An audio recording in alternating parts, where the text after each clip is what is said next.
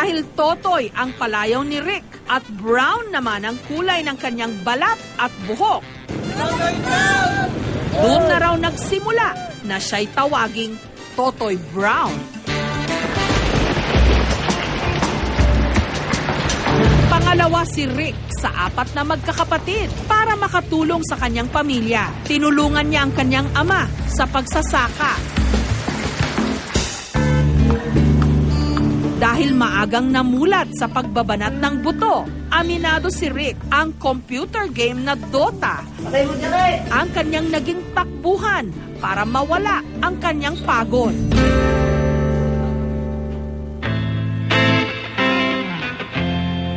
₱70 araw-araw ang nagagastos niya rito.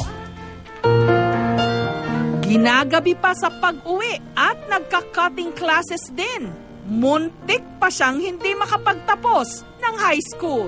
Hanggang ngayon, wala pa rin daw pampaaral sa kolehiyo si Rick.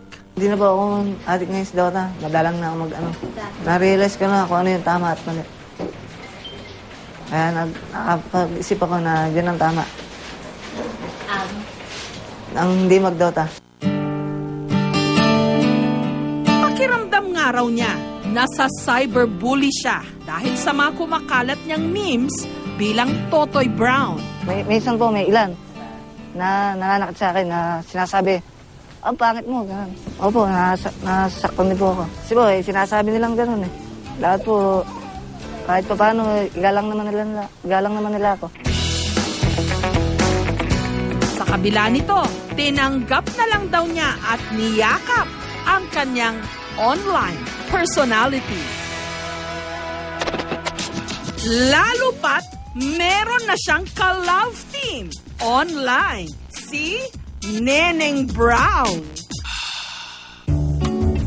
Pero sa totoong buhay, hindi pa raw sila nagkikita. Doon lang po yung sa page lang po, si Neneng Brown, kung tawagin po si Amira Joyce. Crush ko po, maganda eh. Si Neneng Brown, dito sa Antipolo namin natagpuan. At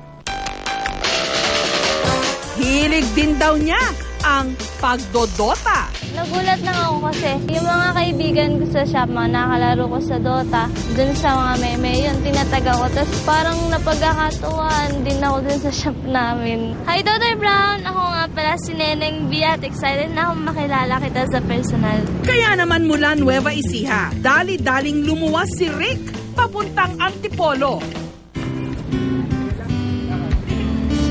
Hello, Mihira. kumusta?